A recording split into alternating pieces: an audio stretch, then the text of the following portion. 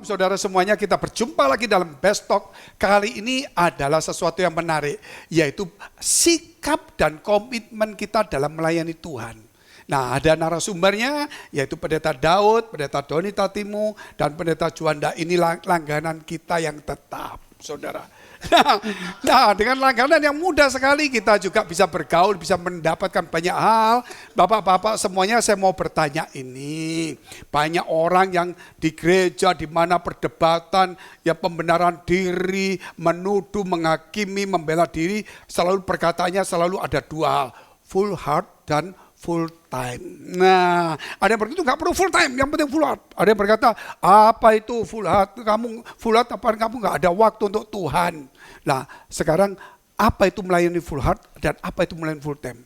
Dan apa itu bedanya? Dan apa itu kalau terbalik? Silakan bapak-bapak pasti punya banyak jawaban ini. Saya mungkin memulai dengan satu poin dulu Pak Fengki, bahwa seorang full time melayani sepenuh waktu mesti disertai dengan full heart, melayani sepenuh hati.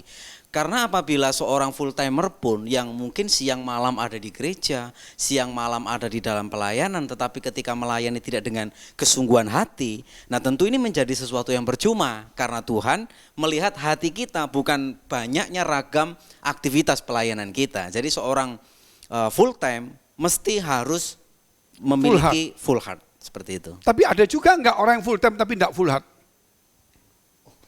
Buat saya ada. Banyak juga, bukan ada itu ya. Ya, menyambung dengan Pak Daud bahwa memang full heart akan menjadi esensi untuk full time. Tapi seringkali memang istilah full time-nya kita buat saya pribadi kurang tepat, sebab orang yang bekerja di institusi gereja atau organisasi gereja atau organisasi rohani baru kemudian disebut full time. Buat saya full time, mari kembalikan pada arti yang sesungguh-sungguhnya, bahwa setiap waktu memang adalah untuk Tuhan. Ya, kalau dengan arti definisi itu kita harus full heart dan full time. Jangan hanya dilihat Kristen waktu hari Minggu. Jangan jadi dilihat Kristen hanya karena jam kerja jam 8 sampai jam 4, jam 9 sampai jam 5 waktu di organisasi gereja, tapi di luar dari jam kerja itu, wah itu yang istilah orang juga Pak Fengki ada, kalau di gereja malaikat, di luar gereja setan pun kalah. Kalah gitu. takut. Kalau menurut saya full time dan full heart itu tidak ada bedanya. Memang seringkali dibedakan oleh institusi gereja bahwa kalau orang itu dibayar sepenuh waktu bekerja di gereja disebut full time. Mungkin dia lebih cocok mungkin karyawan gereja, tapi kan enggak enak menyebutnya karyawan gereja atau pegawai gereja. Itu yang seringkali dikonotasikan sebagai full time. Tapi full heart merujuk kepada orang-orang yang katanya memiliki hati untuk pelayanan, tapi apa ukurannya? Tidak tahu parameternya. Parameter untuk full heart salah satunya dengan full time.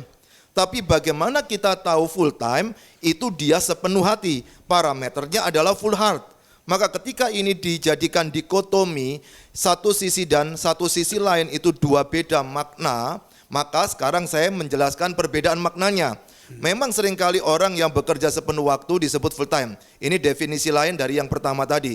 Ini definisi yang kedua, bahwa orang yang bekerja di gereja disebut full time. Tetapi jikalau ada orang-orang pengusaha kah atau ibu rumah tangga kah yang punya hati untuk melayani disebut full heart. Oke, kita terima sementara perbedaan ini sebagai bentuk perpisahan. Meskipun saya tidak sepakat, saya anggap ini keduanya adalah sama, cuma salah konotasi. Nah, kalau dipisahkan, maka orang yang full time seperti Pak Daud katakan perlu sepenuh hati. Tetapi orang yang sepenuh hati kapan? Sepenuh waktu. Kembali lagi ke definisi yang pertama tadi, bahwasanya persembahkanlah tubuhmu sebagai persembahan yang hidup, yang kudus dan berkenan, itulah adalah ibadahmu yang sejati. Maka kapan dia mempersembahkan? Tentu mempersembahkannya sebagai bagian rasa syukurnya melalui pelayanan. Ada nggak sih orang yang full heart tapi nggak full time? Ada nggak sih orang yang full time tapi nggak full heart? Contoh-contohnya apa? Contoh-contohnya ada orang yang datang ke gereja tapi dia menganggapnya sebagai karyawan. Tidak ada rasa pelayanan. Itu perbedaannya Iya ya. perbedaannya. Jadi dia datang cuma bagian saya buka korden, ya dia buka korden, dia ngatur kursi. Setelah itu dia duduk. Maka dia seakan-akan membutuhkan job description. Kerjaan saya ini, ya sudah ini. Dia tidak lagi memikirkan bagaimana kemajuan. Saya pikir orang ini sudah tidak full hard, tidak full time. Adakah nggak orang yang part time, maksudnya orang-orang pengusaha atau pelayan-pelayan Tuhan, terus kemudian di dalam pelayanan, ya, kemudian dia terus kecewa, marah, terus nggak tersinggung, apakah itu disebut juga full heart, walaupun dia melayani loh. Menurut saya, pandangan saya, dia mungkin memberikan waktunya, sudah nggak full time, tapi juga nggak full heart. Kenapa? Karena dia memberikan waktunya, tapi dia tidak memberikan hatinya. Betul. Sebab apa? Ketika dia tersinggung, dia marah, dia kecewa, dia hantam gereja. Nah, Tapi hati-hati, banyak juga yang di dalam gereja nyerang gerejanya sendiri, itu kanker di dalam nah itu full gereja. time tapi nggak full heart itu berarti. Iya, betul. Pak jangan lihat saya yang Nah, ini salah soalnya ini. Bapak yang bicara ini, karena ini saya bertanya ini. Nanti dikira Karena saya Bapak yang mau salah. jawab terus ini. Pengalamannya begitu banyak sekali Bapak ini. Kelihatannya dia pernah mengalami yang namanya full time atau full heart itu mungkin. Atau dia menghadapi orang-orang seperti itu.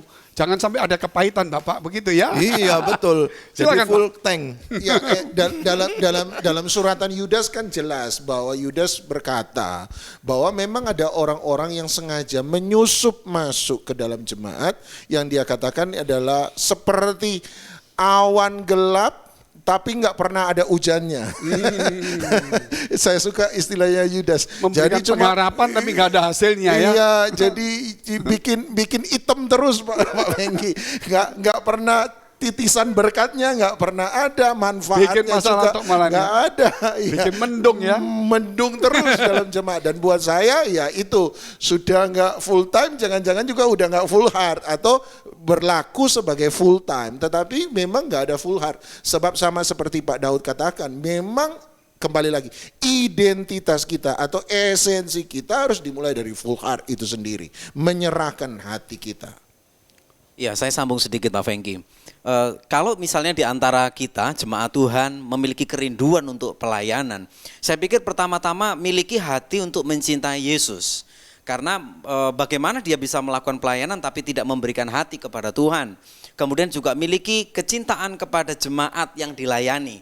Entah siapa mereka, bagaimanapun status sosialnya, coba miliki rasa cinta seperti itu yang sama seperti yang dimiliki oleh Tuhan. Sehingga pada waktu dia mengerjakan pelayanan yang dengan kesungguhan hati yang didasari oleh kasih, meskipun mungkin dari durasi waktu tidak cukup lama, dari durasi waktu mungkin cuma sehari, 2 jam, 3 jam, tapi ketika dia melakukannya dengan kesungguhan, saya pikir itu juga berkualitas di hadapan Tuhan.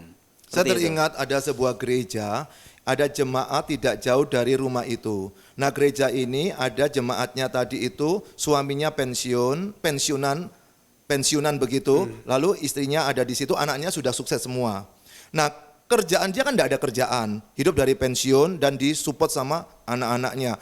Kerjaannya bersihin gereja, dia membuka gereja, padahal ada yang digaji, kalau mau ngomong bukan full time ya, ada orang yang khusus digaji, datangnya terlambat, dia ogah-ogahan, malah ibu ini yang lebih aktif, tetapi ibu bapak ini kerjaannya membersihkan semua, lakukan semua di gereja itu. Kenapa? Karena dia ingin sekali mengisi hidup sisa hidupnya untuk melayani dan dia bisa cuma itu. Nah kalau seperti begini, kemudian datanglah yang disebut full time, tapi nggak ada rasa malu.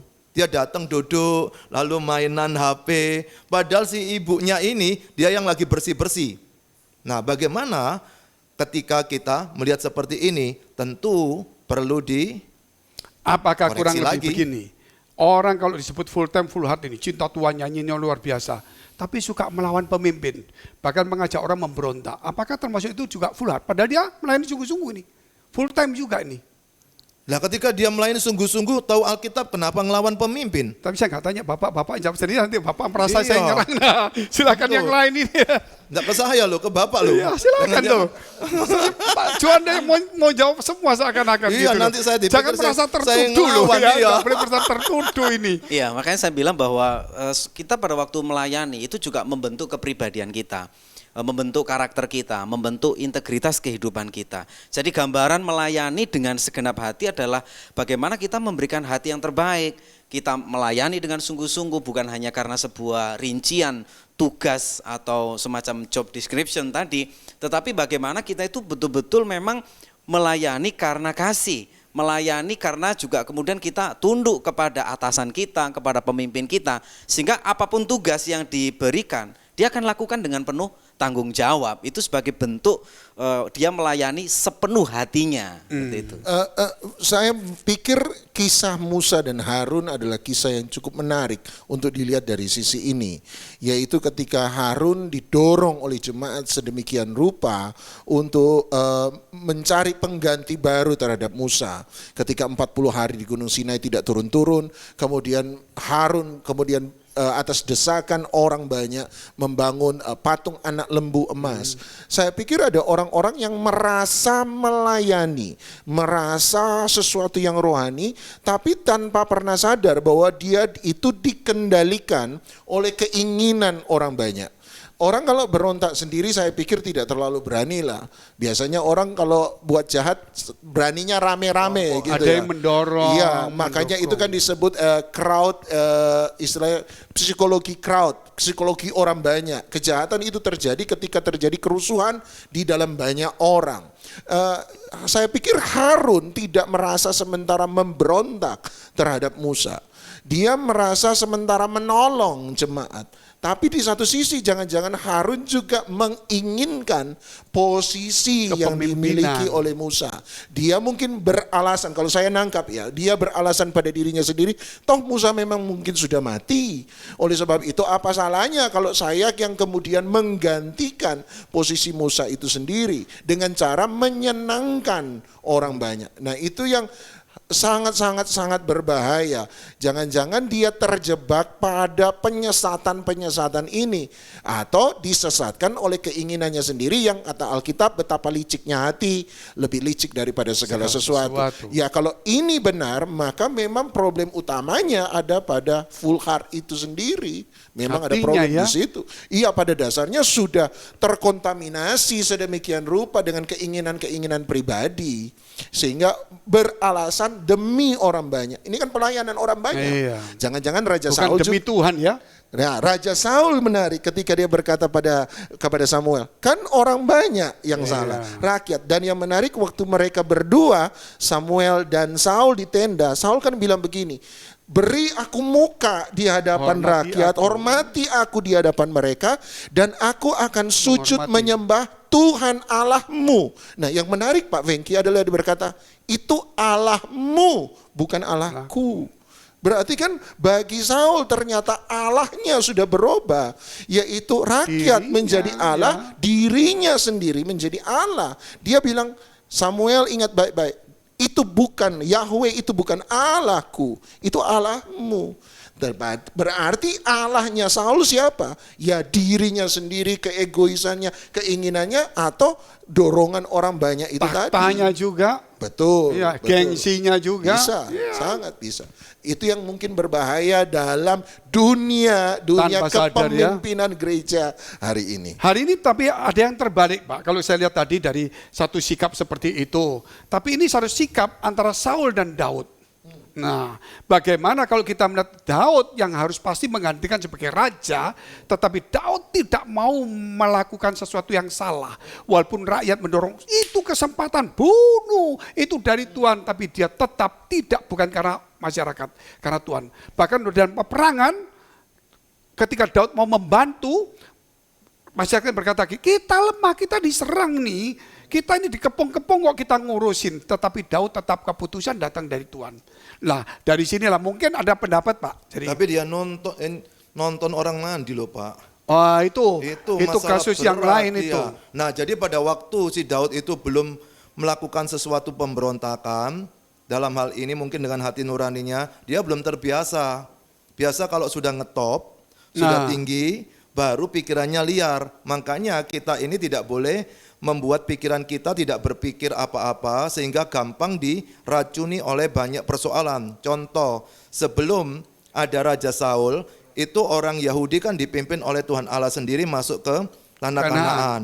Allah berperang bagi mereka, sebagai menang. raja lah Allah itu. Kemudian pada waktu sudah enak nyaman semuanya sudah didapat, Lalu mereka berkata kepada Samuel, Sam, Minta raja. kami minta raja. Samuel hatinya hancur. Lalu Tuhan berkata, udahlah Sam, bukan gak suka sama kamu, aku gak suka sama aku. Makanya kadang-kadang saya suka berkata, kita suka dipimpin Tuhan, nanti dipimpin beneran, kita yang susah menyesuaikan cara kerjanya Tuhan. Demikian pula dengan pemimpin yang kelihatan. Kita kadang-kadang kan kecewa dengan pemimpin kita. Saya suka berkata kepada para mahasiswa atau di diklat untuk calon PDP PDM.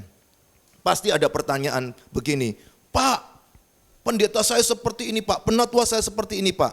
Saya cuma bilang, kamu mau digembalakan di situ, mau pelayanan di situ atau enggak? Kalau mau lanjutkan, kalau enggak mau jangan merusak gereja itu. Betul. Kalau kamu mau keluar, itu hak asasi. Tetapi ingat, Tuhan mempercayakan kepada seorang leader, itu tanggung jawab dia kepada Tuhan. Biarkan dia berkarya sampai kapan. Dan itu sudah saya gaungkan bertahun-tahun kepada anak muda, supaya generasi yang akan datang ini Bukan memberontak. Dia akan tahu kepada siapa pemimpinnya. Tentu saya berikan ukuran, kalau sampai pemimpinmu tidak mengakui Yesus Tuhan, silakan engkau tegur. Tidak mengakui bahwa Alkitab firman Allah, engkau boleh tegur. Tetapi kalau yang tidak terkait dengan persoalan prinsip daripada Jangan pengajaran ikut Kristen, campur. enggak usah ikut-ikut, biarkan dia berkarya sesuai dengan apa yang Tuhan berikan. Ya, menyambung dari Pak Juanda, Pak Fengki, bahwa sebagai seorang full time atau sebagai seorang full heart itu memang akan diperhadapkan dengan pilihan-pilihan yang ada di depannya. Pilihan paling rendah mungkin ketika mendapati ketidaknyamanan, tantangan dalam pelayanan, akhirnya dia memberontak dan keluar. Ya kan, ini pilihan yang paling buruk menurut saya. Atau mungkin dia tetap ada sebagai seorang full time karena sebuah aturan. Oh, karena aturannya begini, karena SOP-nya begini, saya jalani deh gitu kan. Atau mungkin lebih tinggi lagi adalah orang yang ya sudah, aku mau bekerja sama. Aku mau mentaati aturan. Sebenarnya yang diinginkan Tuhan adalah bagaimana kita sebagai seorang full time, sebagai seorang full heart itu memiliki kreativitas, ya, memiliki sebuah komitmen, memiliki kegairahan, sehingga dia tidak hanya terpaku kepada apa yang kemudian semacam aturan, berani mentaati aturan saja, tetapi dia harus juga berani menyerahkan diri secara total, sehingga ketika situasi tidak menentu, suasana komunikasi organisasi mungkin sedikit terganggu karena ada persoalan, dia akan tetap kreatif, dia akan tetap semangat dan bergairah di dalam pelayanannya. Komitmennya punya semakin, sikap, konsekuensinya ada. Setuju. Nah, ini pertanyaan yang terakhir ini, kita masih tetap urusannya sama. Lah, pelayanan itu sebagai pengabdian atau sebagai profesi? Nah, jawabannya pasti pengabdian, tapi kebanyakan profesi. Nah, ini apa bedain caranya bagaimana, Bapak? Ketika dia menganggap itu adalah pengabdian, karena dia tahu di situ dia akan membalas kasih Tuhan melalui pengabdian tersebut.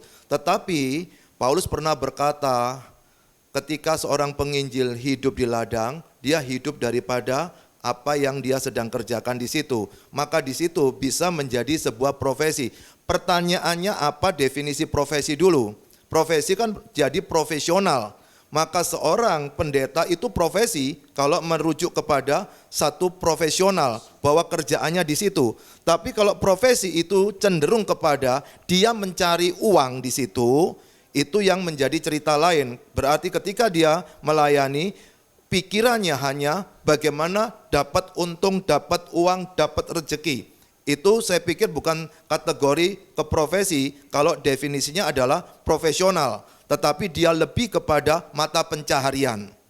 Mungkin itu dari saya. Dari saya, Pak, sebagai seorang dosen seperti saya, itu memang di mata tata perundang-undangan di Indonesia itu disebut sebagai profesi, ya. Profesinya sebagai seorang dosen. Nah, tetapi kan karena kita ini menjadi dosen di dalam gereja atau di sekolah tinggi teologi, nah tentu kemudian kita menyikapinya atau hati kita harus selalu berpikiran bahwa dosen ini bukan hanya sebatas profesi, tetapi ini sebuah panggilan pelayanan untuk memperlengkapi anak-anak muda melayani Tuhan, memperlengkapi hamba Tuhan semakin efektif dalam pelayanan, sehingga pada waktu kita mengerjakan pelayanan kita, tugas mengajar, tugas penelitian, tugas pengabdian kepada masyarakat, itu kita nikmati sebagai sebuah panggilan untuk melayani Tuhan dengan sepenuh hati.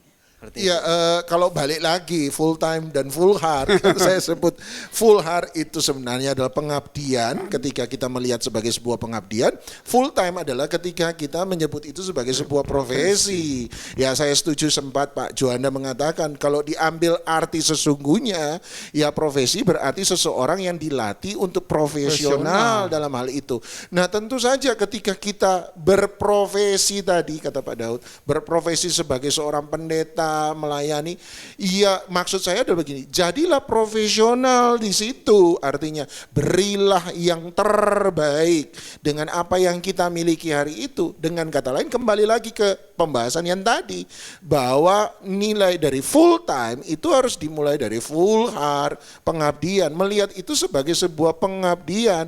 Kalau dilihat sebagai cari uang, ya kembali lagi yang lalu, hamba Tuhan dan hamba uang itu lagi, berarti kamu ini full heartnya ke Mamon, bukan full heartnya ke Yesus, kan gitu. Tetapi ada juga yang perlu dipikirkan, banyak yang mengatakan ke saya, wah Bapak ini kejar setoran. Maka itu sekarang saya tidak mau ngomong saya pelayanan, saya profesional preacher. Maka pada waktu saya menyiapkan khotbah, saya betul-betul menyiapkan betul-betul dengan belajar supaya khotbah saya menjadi berkat bagi orang lain. Itu yang ditunjukkan kepada mereka. Tetapi kepada Tuhan saya pengabdian. Jadi ada gereja yang tidak memberikan apa-apa tetap saya layani. Makanya mana yang dulu akan saya layani dulu. Saya tidak peduli dia itu gereja besar kecil, pokok siapa dulu dia lebih dulu. Karena memang hidup saya di situ. Dan dari uang itulah saya membiayai kebutuhan keluarga. Dari uang itu saya menyekolahkan anak-anak. Dari uang itu bisa menyelesaikan banyak persoalan. Tetapi ketika ditanya ngejar setoran, maka tentu saja kalau orang itu, contoh kalau saya punya usaha lain, maka hari-harinya kan kerja di tempat lain. Pada waktu hari Minggu dia kan pelayanan, dia juga ngejar setoran dong di tempat kerjanya tadi.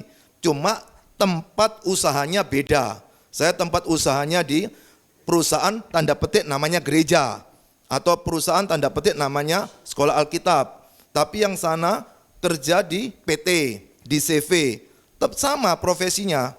Namun persoalannya adalah tergantung pengabdian. Jadi kalau kita punya pegawai di kantor, para tim ini kalau pengabdiannya bagus untuk Best Talk ini, mungkin suatu hari Pak Fengki bisa membuat mereka pergi ke luar angkasa, mungkin begitu, karena ada bonusnya. Sama Elon Musk itu ya, iya, yang mau bikin Mars, kita betul, pindah buka iya, gereja betul. di sana, sudah nggak ada setoran, nggak ada yang denger, khotbah sendiri, bertobat sendiri, mati sendiri, kubur sendiri lah. Kurang lebih seperti itu. Saya berpikir gini Pak Fengki ya, seorang hamba Tuhan yang dalam pengertian kita memiliki profesi sebagai pendeta ya kan, profesi sebagai dosen di sekolah Alkitab dan seterusnya. Memang dari hari ke hari kita mesti menguji hati kita sendiri. Apakah pelayanan kita ini betul-betul melayani Tuhan atau mengejar mamon, mengejar kekayaan dan keuangan. Nah, bagaimana kadang-kadang seorang hamba Tuhan itu bisa berubah. Awalnya bagus, awalnya punya komitmen, tapi kemudian lama-kelamaan sikapnya berubah. Itu kenapa? Karena memang itu tadi, tidak bisa menjaga hati untuk tetap full heart kepada Tuhan, melakukan pelayanan dengan sungguh-sungguh. Nah, seperti itu. Mungkin memang ada kebutuhan di mana dunia kita ini, dunia pelayanan, dunia Kristen, itu memang perlu diberi istilahnya pionir atau teladan yang secara tegas untuk berkata, misalnya saya tahu dengan teman-teman BES yang secara tegas berkata, kami tidak menerima persembahan apapun dari jemaat misalnya, bukan karena kami tidak butuh, tetapi untuk mengajarkan jemaat bahwa ada orang-orang yang memang melayani, bukan sebagai kejar setoran itu tadi yang dikatakan Pak Juanda, tapi melayani sebagai bagian dari pengabdian dan panggilan kami kepada Tuhan. Sebab ini istilah kan menjadi rancu Pak Fengki. Istilah ini menjadi rancu sebab umumnya orang begitu istilahnya. Makanya banyak orang kemudian menjadi kecewa dengan pendeta, menjadi kecewa dengan gereja, menjadi kecewa dengan pendeta besar, menjadi kecewa dengan gereja besar. Sebab merasa, loh kok begitu? Ya sebab umumnya sudah istilahnya biasanya seperti itu. Butuh memang orang-orang untuk berkata, ini loh Ada orang-orang yang bersedia untuk memberi garis tegas dan berkata, kami ada di sini bukan sebagai profesi kejar setoran tadi, tetapi kami ada di sini sebagai dari pengabdian kami kepada Tuhan. Kalau sebenarnya jemaat cukup mau melihat ada hamba-hamba Tuhan yang murni, ada hamba-hamba Tuhan yang jujur, yang memberikan pengabdian seluruh hidup mereka, susah sebagaimanapun tetap melayani Tuhan. Di daerah-daerah terpencil ada banyak pendeta-pendeta seperti itu, bukan karena terpaksa loh, karena memang bertahan dalam sebuah pengabdian. Saya tahu ada seorang pengusaha berhenti bekerja full time dalam arti jadi pendeta, keluarganya tambah rusak, tambah hancur secara ekonomi. Teman-teman berkata, kenapa kamu nggak balik jadi pengusaha? Dia jawab, anggap saja pikul salib. Saya mau tetap jalan begini. Ya, kita bisa anggap itu bodoh dan tidak berhikmat, tapi di satu sisi saya harus mengakui dan memberi jempol bahwa sampai mati dia tidak punya apa-apa. Satu titik, ini pengabdian saya. Dan buat dia, apakah dia menyesal? Teman-temannya bilang sampai akhir dia nggak pernah menyesal. Sebab bagi dia ini jalur pengabdiannya dia. Untuk hal ini saya angkat jempol, sebab satu sisi untuk hal ini dia bisa menjadi teladan bagi orang lain. Ini loh, ada orang yang bersedia meninggalkan segala sesuatu untuk melayani Tuhan. Bukan berkarya untuk kepentingannya sendiri, tapi berkarya untuk kepentingan Tuhan dan seluruh masyarakat. Betul. Persoalannya kan lebih banyak yang itu tadi. Kembali ke motivasi memang Pak. Tergantung motivasi dia ketika itu melayani. yang mungkin menentukan sekali. Jadi kalau motivasinya apa, hasilnya akan seperti itu. Motivasi kelihatan dari mana? Dari ketika dia curhatnya. Pada waktu ada yang curhat begini, aduh susah begini. Berarti apakah betul dia sedang mengabdi dalam pelayanan atau punya motivasi lain? Kalau punya motivasi lain itu gampang curhat Pak. Gampang mengeluh. Curhat di khotbah. Curhat di khotbah atau curhat di khotbah. Iya tuh curhat di khotbah ya. Ada proposal lagi, proposal rohani. Jadi buat proposal pakai ayat Alkitab. Bahkan menikah pun pakai proposal, ada ayat Alkitabnya juga. Nah ini tinggal waktunya sangat sedikit sekali. Jadi kalau kita melihat kadang-kadang begini nih, pasangan istri atau suami, kalau satunya pendeta, dia berkata, khotbah mau bagus-bagus, mana uangnya? Ada juga yang berkata gini, sudah jangan macam-macam, yang penting kamu di dalam pelayanan pulang bawa uang. Ada juga berkata begini, kita malu kalau nggak jadi pendeta. Itu dia. Sampai ada yang seperti begitu. Ibu-ibunya tidak mau kalah dengan orang lain. Kalau kita jadi pendeta, lihat itu pengusaha nurut sama kita loh. Mungkin kita bisa bohongin atau tanda lainnya kita nggak tahu. Nah, tuntutan seperti ini Pak Fengki yang kadang-kadang memang membuat hamba Tuhan itu berubah. Tuntutan keluarga, tuntutan kebutuhan, manakala kemudian seorang hamba Tuhan tidak memiliki hati pengabdian tadi, yaitu melayani dengan sepenuh hati, bisa bergeser. Jadi atau profesi itu jadi ya? profesi, atau mungkin juga gaya hidup. Dalam pergaulan. Supaya dihargai, aku pendeta, punya kemampuan betul. nih. Orang nurut saya nih, mungkin gitu ya. Ngumpul-ngumpul dengan orang-orang, biasanya duduknya pada waktu awal-awal duduknya di warung biasa. Tapi kemudian sekarang mungkin tempat nongkrong duduknya sudah berubah di tempat-tempat yang mungkin sedikit mahal dan seterusnya. Nah gaya-gaya hidup seperti ini, pergeseran seperti ini membuat akhirnya terjadi pergeseran dari tidak lagi menjadi full heart seperti itu. Konsumtif. Ditambah lagi, saya berpikir tentang teologi yang dianut. Ini juga menjadi suatu yang bisa mengubah perilaku hamba Tuhan dari pengabdian menjadi tidak pengabdian lagi. Contoh misalnya sudah jelas adalah ketika seorang menganut teologi kemakmuran dan seterusnya. Saya masih ingat satu kali saya waktu masih remaja kebetulan ketemu dengan seorang ketua sinode.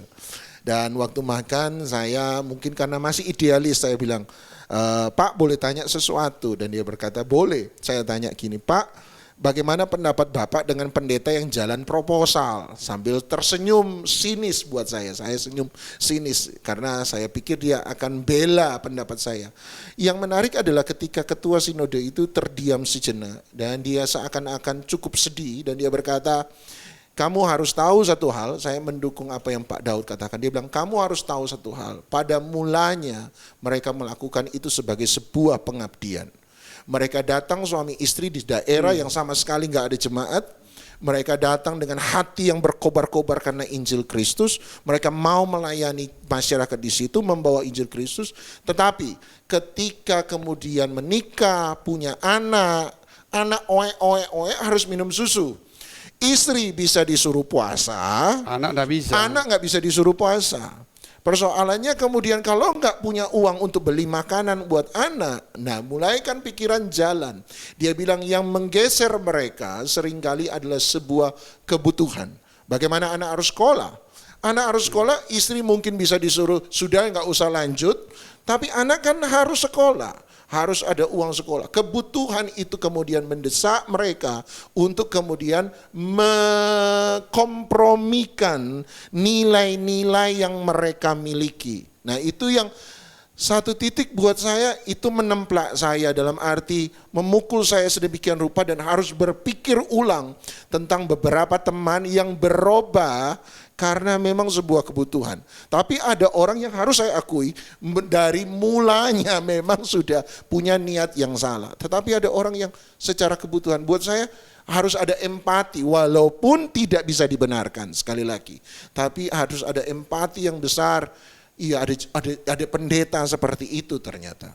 Ya itu bisa juga untuk melatih pendeta itu supaya berani ngadepin orang sama seperti orang jualan dilatih. Tetapi itu sudah menjadi satu kebiasaan yang berbahaya itu nanti. Nah ini tinggal 1 menit, silakan kita tinggal 1 menit, ada yang mau nyambung?